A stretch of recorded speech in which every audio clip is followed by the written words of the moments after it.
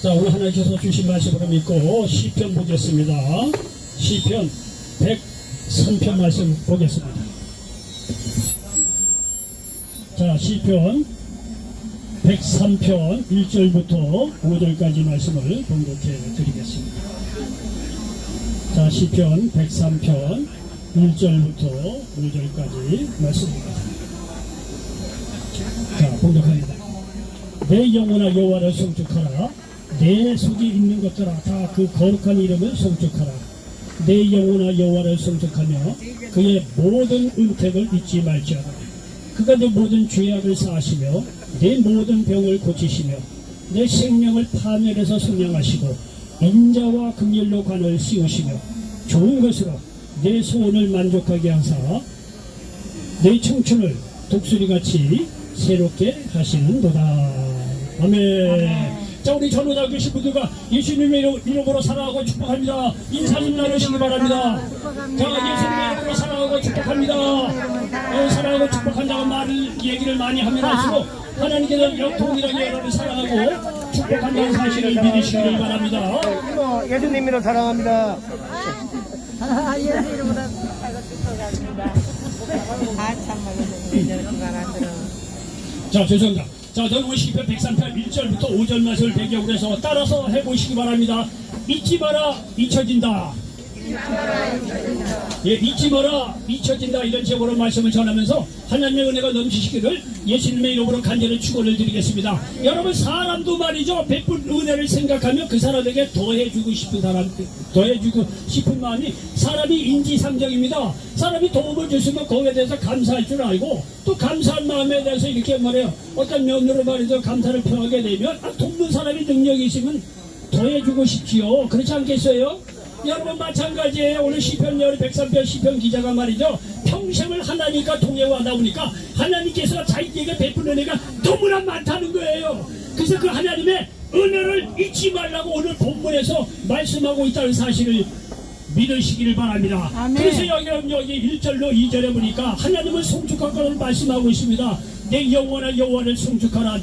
내 속에 있는 것들아 다 그 거룩한 이름을 송축하라. 이렇게 말씀하고 있습니다. 가슴 속에 깊이 진실된 마음으로 하나님께 감사하고 송축하라고 말씀하고 있습니다. 자, 여기 2절에 보니까 내 영혼아 여호와를 송축하며 그의 모든 은택을 잊지 말지어다 말씀하고 있습니다. 하나님께서 베푸신 은택 은혜가 많이 있기 때문에 그 모든 은택을 잊지 말라고 이 시편 기자는 이렇게 말 성령에 감동돼서 이렇게 하나님의 말씀을 기록하고 있다는 사실을 믿으시기 바랍니다. 자, 이렇게 1, 2절은 말이죠, 하나님을 송축하고 그 은혜를 잊지 말라고 하는데 3절부터 오늘 본문 5절까지 하시는 말씀이 뭐냐면, 그러면 도대체 하나님의 은택이 무엇인데 이렇게 은택을 잊지 말라고 할 것인가, 이렇게 말씀하고 있다는 사실을 여러분 기억하시기 바랍니다. 성경은요 절대로 빈소리로 말이죠 그렇게 약속하거나 그렇게 하질 않아요. 먼저 성경을 가만히 보면 하나님께서 먼저 사랑하고 하나님께서 먼저 은혜를 베풀고 하나님께서 먼저 도와주고 나고 먼저 우리를 섬기고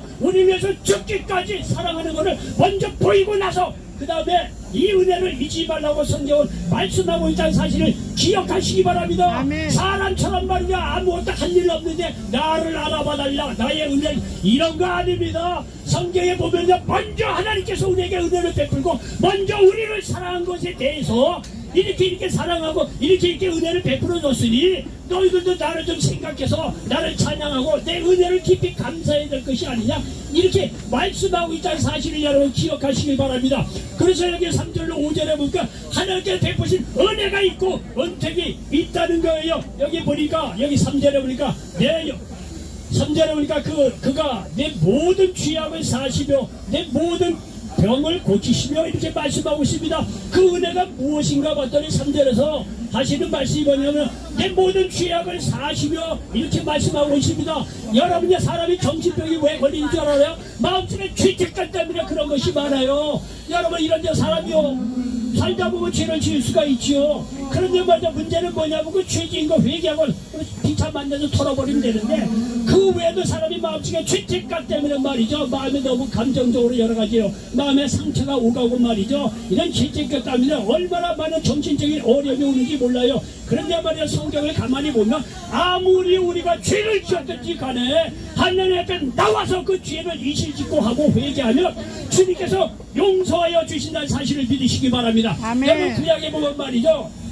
아담 하와 이래로 사람이 죄를 지을 수밖에 없는 연약한 죄인이 되었는데 구약에 가만히 보면 말이죠. 그런 죄에 대해서 자유를 얻는 길을 열어놓으셨습니다. 무슨 얘기냐면 피로 하나님께 제사를 드릴 때 죄 용서함 받고 깨끗해지는 길을 열어놓으셨다는 거예요. 그래서 구약에서는요 짐승의 피를 흘려서 죄를 사하셨고 자 신약에는 말이죠 예수님께서 오셔서 나의 죄를 대신해서 십자가에 피 흘려 돌아가시기까지 하면서 우리의 죄를 용서해 주셨다는 사실을 믿으시기를 바랍니다. 여러분 성경에 보면 말이죠 굳이 왜 피를 흘려야 이렇게 죄를 사할까 이런 생각이 들 때가 있는데 여러분 이제 히브리서 9장 22절에 보니까 율법을 따라 거의 모든 물건이 피로써 정결하게 되나니 피 흘림이 없은 즉 사함이 없느니라 말씀하고 있습니다. 여러분 피 흘림이 없으면 사함이 없다는 거예요. 그저 구약에 보면 짐승이 말이죠 나의 죄를 대신해서 피를 흘려 죽을 때 그 피를 보고 그 지은 죄를 용서해 줄 수 있는 길을 열어놓으셨다는 사실을 기억하시기 바랍니다. 여러분 이렇게 피 흘림이 없으면 사함이 없는데 신약 시대에 말이면 예수님께서 오셔서 나의 죄를 대신해서 피 흘려 돌아가셨다는 사실을 믿으시기 바랍니다. 근데 여러분요 왜 피를 흘려야 이렇게 죄를 용서함 받을까 라고 봤더니 성경에는요 육체의 생명이 피에 있기 때문에 그렇다는 거예요. 레위기 17장 11절입니까? 육체의 생명은 피에 있습니다. 내가 이 피를 너희에게 주어 제단에 뿌려 너희의 생명을 위하여 속죄하게 하였나니 생명이 피에 있으므로 피가 죄를 속하니라 말씀하고 있습니다. 여러분요 죄 삭은 사망이에요.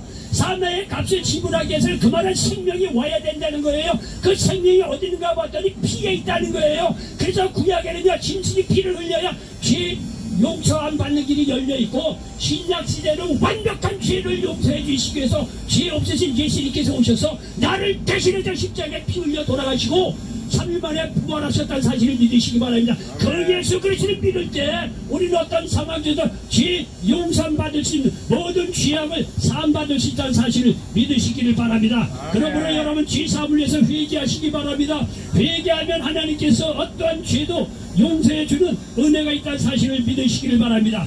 요한일서 1장 9절입니까? 만일 우리가 우리의 죄를 자백하면 그는 미쁘시고 의로우사 우리 죄를 사하시며 우리를 모든 불의에서 깨끗하게 하실 것이요 이렇게 말씀하고 있습니다. 이렇게 예수님 앞에 나와서 회개하고 예수 그리스도께서 나의 죄를 대신해서 십자가에 죽으신 피 흘려 돌아가신 그런 놀라운 은혜를 믿음으로 받을 때 우리는 의롭게 된다는 사실을 믿으시기 바랍니다. 그래서 로마서 3장 22절에 보니까 곧 예수 그리스도를 믿음으로 말미암아 모든 믿는 자에게 미치는 하나님의 의인이 차별이 없느니라 말씀하고 있습니다. 여러분요 교회 다니다 보면 예수 믿음 어렵게 구원 막 이런 얘기를 하도 드리니까 그것이 얼마나 귀한 거를 사람이 모를 때가 너무 많이 있어요. 여러분요 기독교에 나름대로 의롭게 얻기 위해서 구원 얻기 위해서 오늘날도 얼마나 많은 사람이 고생을 하는지 몰라요. 들로 산으로 떠나면서 금식하고 말이죠 방에 앉아서 몇십 년씩 말이죠 듣도록 하니 난리 법정을 떠는 것도 결국은 다 의롭게 되기 위해서 그런 거예요. 여러분 사람의 행위로 그렇게 구원 얻고 말이죠 의롭게 되고 용서함 받는 길이 없어요. 여러분 예수님께서 나의 죄를 대신해 십자가에 돌아가셨다고 하는 그 사실을 믿음으로 받을 때 어떠한 죄 속에서도 용서함 받고 의롭고 구원받는다는 사실을 믿으시기 바랍니다. 이게 얼마나 복음입니까? 이게 하나님의 은혜라는 게 우리가 행한 것이 아무것도 없는데 그냥 예수님께서 나의 죄를 대신해 십자가에 죽으시고 부활하셨구나. 그 예수 그리스도를 믿음으로 말미암아 이렇게 의롭다고 인쳐주시고 구원하여 주신 이 은혜를 말이죠 우리가 어디 가서 찾을 수 있겠느냐 이거예요. 하나님의 은혜입니다. 여러분요 다윗도 밧세바 사건으로 죄를 지었지만 여러분이 하나님 앞에 나와서 자기의 죄를 통해 잡고 회개를 통해서 하나님 앞에 다시 설 수 있었다고 성경은요 시편 51편에 말씀하고 있습니다. 여기 시편 51편에 보면 제목이 있습니다. 어떤 시편은 이 시를 지은 배경에 대해서 설명해 놓는 경우가 있어요. 시편 50편에 이 시를 지은 배경에 대해서 이렇게 이야기하고 있습니다. 다윗이 밧세바와 동침한 후 선지자 나단이 그에게 왔을 때 하면서 지은 시편이에요.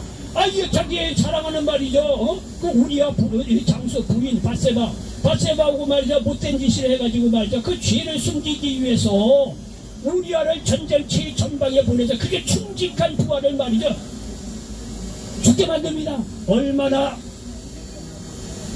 나쁜 놈입니까? 우린 적어도 그렇진 않잖아요. 나쁜 놈이에요. 여러분 다 이끌으니까 말이야, 사람이 말이야 신주 신처럼 이렇게 얘기를 하는데, 여러분요 다윗은요 저나 여러분보다 더 악한 죄를 지었던 양반이에요. 근데 다윗이 우리하고 다른 것은 뭐냐면, 죄를 지었다는 게 문제가 아니라 그 죄를 지었고 나서 하나님 앞에 간절히 눈물로 회개했다는 게 다릅니다.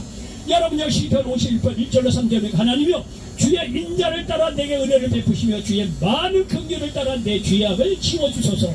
나의 죄악을 맑게 씻으시며 나의 죄를 깨끗이 지하소서.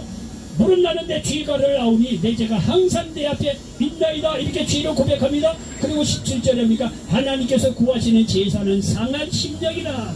하나님이여 상하고 동의하는 마음을 주께서 멸시하지 아니하시리라 말씀하고 있습니다. 여러분요, 우리는 신약을 말이죠, 구약 신약을 다 알고 설교를 많이 들었기 때문에 하나님은 좋으신 하나님이요 용서하시는 하나님이요 죄인도 긍휼하게 이렇게 받아들이시고 친구처럼 말해 용서하는 모든 사람을 받아주시는 그런 하나님, 그런 예수님을, 우리는 그런 사전 정보를 이 구약과 신약을 갖고서냐 이거를 사전 지식을 갖고 신앙생활을 합니다. 그런데 여러분요, 다윗 때는 그렇지 않아요. 여러분 구약을 읽어보면요, 하나님이 굉장히 그 심판 하나님으로 나오는 경우가 많이 있어요.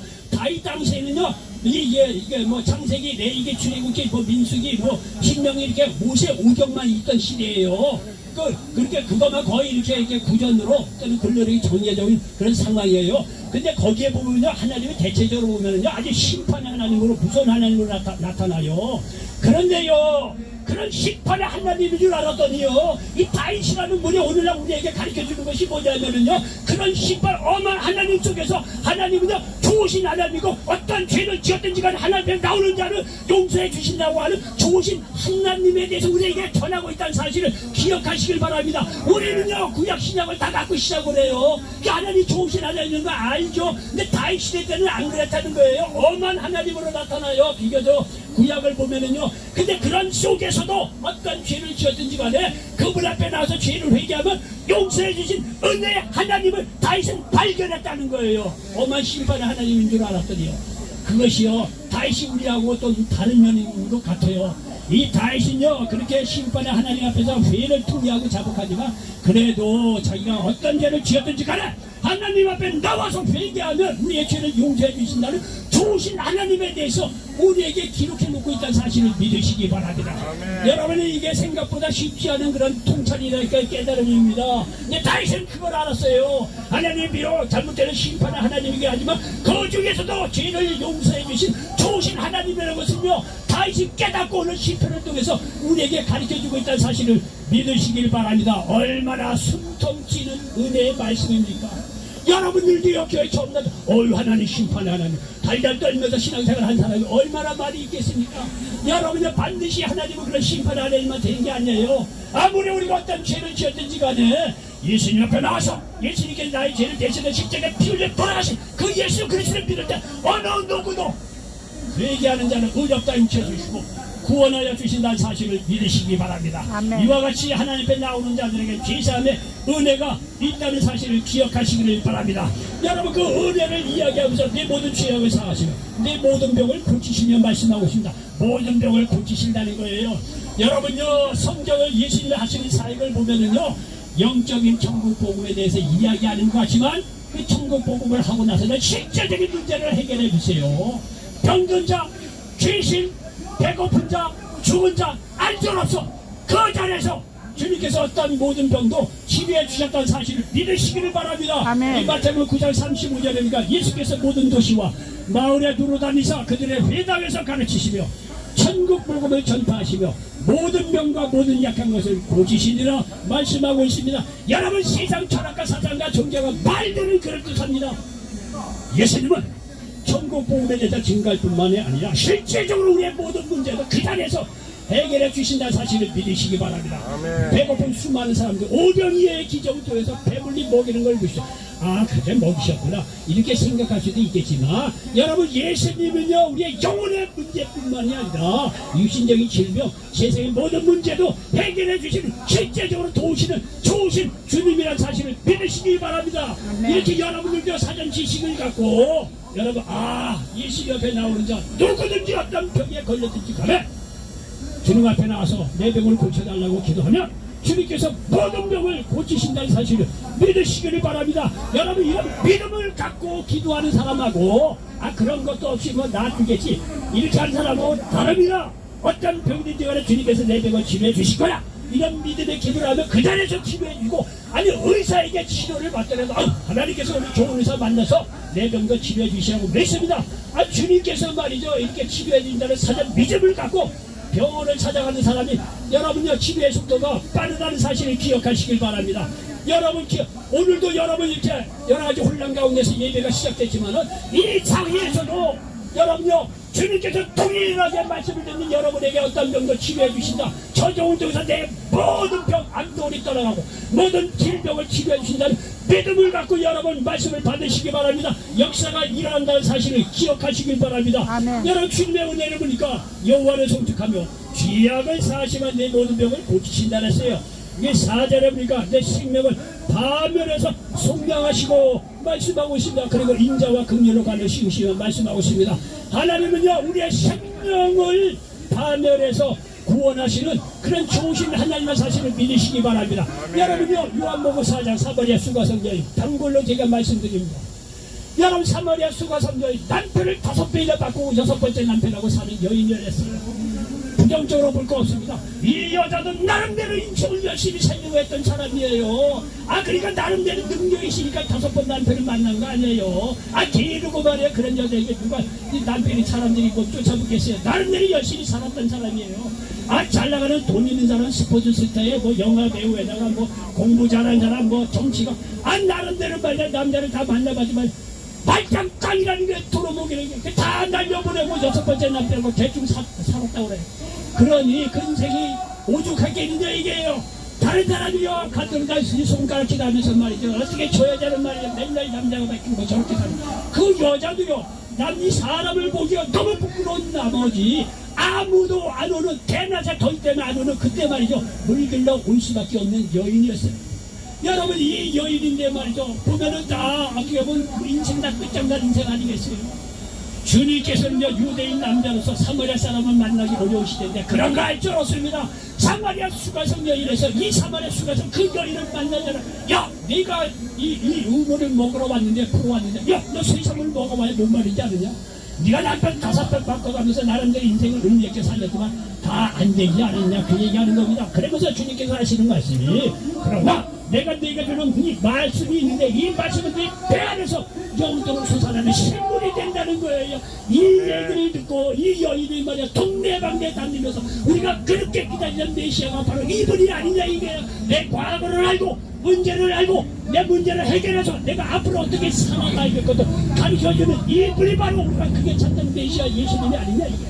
온 동네에 나가서 말이죠 말씀을 전하는데 수많은 사람들이 예수님께 나왔다고 말씀하고 있습니다. 보시죠. 손가락질 당하는 이 여인이지만 생명이 그야말로 꺼져가는 이 여인이었지만 예수님을 만나고 나다가 생명을 구원받고 말이죠 용기 있는 사람으로 바뀌어졌다는 사실을 기억하시기 바랍니다. 요한복음 8장에 보면 음행중에 잡힌 여인이 나옵니다. 자꾸 여자 얘기만 해서 미안합니다. 남자도 다 나쁜 사람들이 많았지만 어떻게 성경에 나오니까 여러분요 여기 요한복음 8장에 음행중에 잡힌 여자가 나옵니다. 사람들이 동족을 말이죠 치러가려 죽이려고 하는 판 아니겠어요. 생명이 꺼져가는 그런 상황입니다. 예수님 앞에 딱 들고서 말이죠 이 여인 이렇게 음행중에 잡혔으니까 돌로 맞아야 됩니다. 그 당시에 율법은 그런 겁니다. 그 예수님께서 가만보니까 뭐 그 말이 뭐 과히 틀린 말은 아니란 말이에요. 그런데 주님께서 말이야 그 상황을 딱 보고 나서 하시는 말씀이 뭐냐면 야 너희 중에 죄 없는 자부터 돌로 치라고 돌로 치라고 하잖아요. 율법에 따라서 율법을 어기지 않습니다. 예수님의 말씀을 가만보면 굉장히 돌로 쳐라 이거예요. 근데 전제 조건이 있어요. 죄 없는 자부터 돌로 치라 이거. 율법도요 완성을 합니다. 율법은 어디인가 있는데 돌로 쳐라 이거. 율법은 그랬으니까. 그런데 너희 중에 죄 없는 자부터 치라 이거야. 죄 없는 자부터. 그리고 땅에 뭐 그냥 그덕대고 쓰셨다는 거예요. 뭐 쉽게 못 썼는지 그 사람이 잘못 썼는지 뭐라고 그렇게 쓰셨다는 거예요. 쓰셨다는 거는 그 사람들의 죄악을 생각나게 할 수 있는 시간적인 여유를 주는 그런 역할도 했어요. 아, 그러게 너희 누구의 죄 없는 자부터 돌로 치라 하고 땅에 뭐라 쓰니까 이 사람들이 그 얘기를 듣고 가만히 생각하니까 죄 없는 자가 없거든요. 돌을 하나하나 던져갖고 다 떠나버렸다는 거예요. 예수님께서 그 여자를 만나고 너를 정죄하던 사람이 어디 있느냐? 없다는 거예요. 나도 너를 정죄하지 않으니 다시는 죄를 짓지 마라. 여러분 보시죠. 은행아가 잡힌 여인은 돌로 맞아 죽은 판이에요. 그 중에서 만약 예수님께서 오셔서 그 여인을 살리는 것을 보십시오. 살리는 걸 보십시오. 주님이 그렇다는 거예요. 여러분이 어떤 죄를, 어떤 사망의 음침한 물장이 어떤 절망 속에 있더라도 예수님께서 여러분의 생명을 말이죠 성령해 주시고 구원해 주신다는 사실을 믿으시기 바랍니다. 아, 나는 이렇게 좋은 분이군요. 아, 난 목숨을 내고 그냥 따라가고 싶어.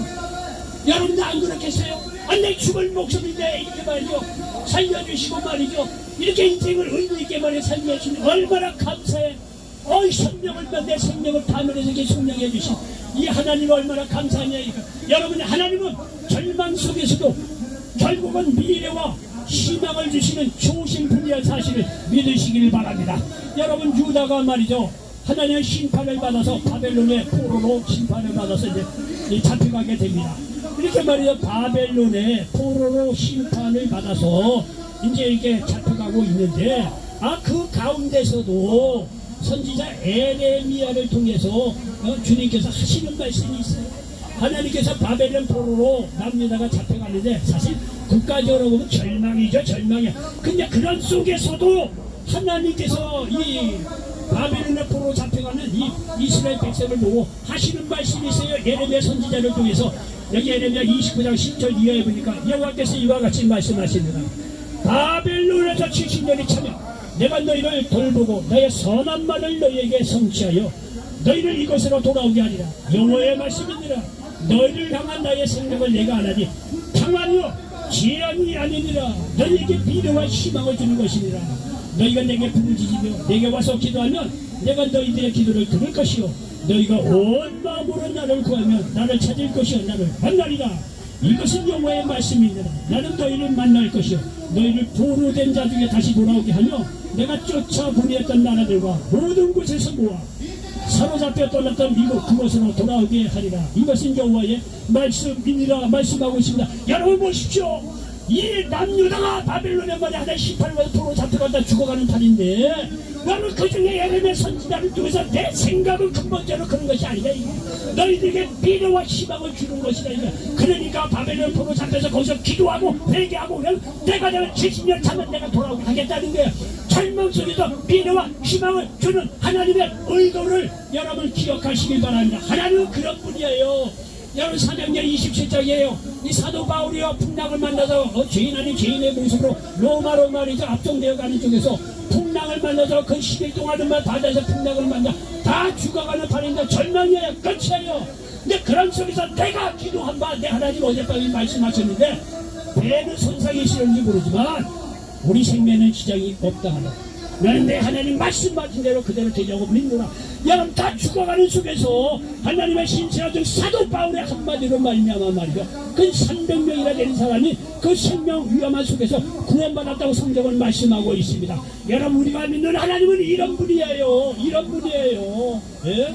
이렇게 말이야 대단하고 우리를 어떤 생명과 절망과 좌절 속에서 우리를 구원해 주시고 희망과 말이죠 미래를 주는 좋으신 능력 있는 하나님이라는 사실을 믿으시기를 바랍니다. 우리 이런 하나님에 대해서 확실한 근거가 있기 때문에 여기 와서 외치는 거예요. 괜히 와서 외치는 게 아닙니다. 귀담아 잘 들으시고 예수 믿고 하나님께 돌아오시기 바랍니다. 여러분이 상황 속에서 얼마나 절망과 좌절이 있더라도 결국은 여러분에게 희망을 주고 소망을 주고 미래를 주시는 사실을 믿으시기를 바랍니다. 여러분 끝으로 시편 기자가 이거를 깨닫고 나서요 여기 마지막에 5절에 보니까 하는 기록해 놓은 것이 좋은 것으로 내 소원을 만족하게 하사 내 청춘을 독수리같이 새롭게 하시는 도다 말씀하고 있습니다. 여러분 한번 묻겠습니다. 좋은 것이 뭡니까? 좋은 것이 뭡니까? 병든 자에게 좋은 것이 뭡니까? 대답해 보세요. 병든 자에게 좋은 게 뭡니까? 치유. 예수님 가는 곳마다 치유해 주시는 거 보십시오. 여러분, 귀신 들린 자에게 좋은 게 뭡니까? 귀신 쫓아내고 자유케 하는 거 아닌거예요? 예? 주님께서 우리의 귀신을 쫓아내고 자유함을 주셨을 뿐만 아니라 우리에게도 그런 능력을 주셨다는 사실을 믿으시기 바랍니다. 여기 누가복음 10장 19절에 내가 너희에게 뱀과 정갈을 밟고 원수의 모든 능력을 지하에 권능을 주었으니 너희를 해칠 자가 결코 없으리라 말씀하고 있습니다. 여러분이 또 가지 묻겠다. 무거운 짐진 자들에게 좋은 것이 뭡니까? 네, 대답해 보세요. 무거운 짐진 자에게 좋은 것이 뭐가 있겠습니까? 무거운 짐으로 또 힘을 줄 수 있는 분 아니겠어요? 마태복음 11장 28절 수고하고 무거운 짐진 자로 나에게로 오라. 예수님께 오라는 내가 너희를 쉬게 한다고 말씀하고 있다는 사실을 믿으시기를 바랍니다. 여러분요, 죽은 자에게 좋은 것은 뭡니까? 살아나는 거 아니에요. 요한복음 11장 죽은 지 4일이나 지난 나서 무덤 앞에서 나는 부활이요 생명이라는 거 나는 눈에는 초도 생겼고 살아서 나를 믿는 자는 영원히 죽지 않나니라. 여러분 이것까지는요 어떤 사상 철학과 종교가 얘기할 수 있어요. 예수님이 다른 게 뭐냐면 그렇게 말씀하고 나서 죽은 지 4일이나 된 나사로 앞에서 나사로에 나오느라 말이냐. 4일 만에 죽은 자 나사로를 살려나오게 하는 걸 보십시오. 여러분 오늘도 여러분 영적으로 죽어서 하나님이 뭐야 난 절망 속에 좌절해서 인생 무의미수다 죽어가는 팔이야. 세상 살만 없어. 영적으로 이렇게 정신적으로 죽어가는 사람이라고 하더라도 부활한 예수님을 만남으로 말미암아 여러분에게 생명을 얻는 놀라운 역사가 일어난다는 사실을 믿으시기를 바랍니다. 아멘. 여러분 죄로 죽을 수밖에 없는 사람에게 좋은 것이 뭡니까? 죄 용서함 받고 영생 얻는 거 아니겠습니까? 요한복음 3장 16절 하나님께서 세상을 이처럼 사랑하사 독생자를 주셨는데 이는 저를 믿는 자마다 멸망하지 않고 영생을 얻게 하려 하시기로 말씀하고 있다는 사실을 믿으시길 바랍니다. 여러분 성경에 보면 모든 좋은 것은 하나님께로부터 온다고 말씀하고 있습니다. 야고보서 1장 17절입니까? 온갖 좋은 은사와 온전한 선물이 다 위로부터 빛들의 아버지께로부터 내려오나니 그는 변함도 없으시고 퇴절하는 그림자도 없으시니라 말씀하고 있습니다. 여러분 저희가 어렸을 때 좋은 건 누구로부터 다 옵니까? 부모로부터 오지 않겠어요?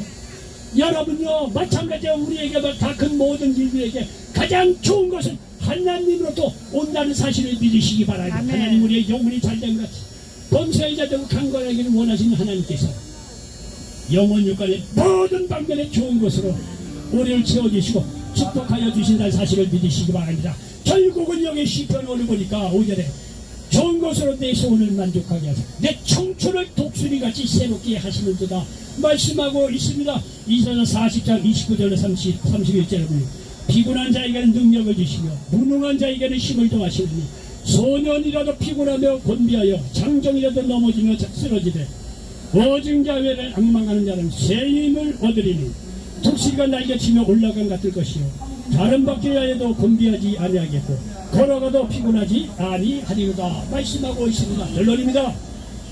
잊지 마시기 바랍니다. 잊혀집니다. 하나님의 은택을 잊지 마시기 바랍니다. 그렇지 않으면 여러분은 하나님 앞에 잊혀진 존재가 됩니다.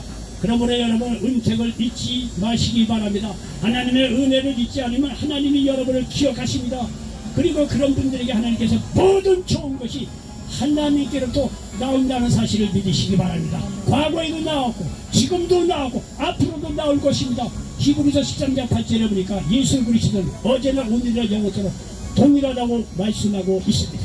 이런 놀라운 하나님의 역사가 여러분 나머지 생애 가운데 일어나시기를 예수님의 이름으로 간절히 축원을 드리겠습니다. 기도합니다. 좋으신 아버지 하나님 고맙고 감사합니다. 오늘 아버지 시편 103편 말씀을 가지고 잊지 마라 잊혀진다 이런 제목으로 말씀을 나눴습니다. 이 말씀대로 하나님의 은혜를 기억해서 하나님 앞에 잊혀지지 않아서 모든 좋은 것을 받아서 나누어주고 구워주는 축복된 인생 살아갈 수 있도록 이 시간 함께한 모든 분들에게 축복하여 주시옵소서.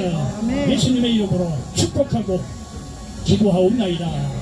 아멘.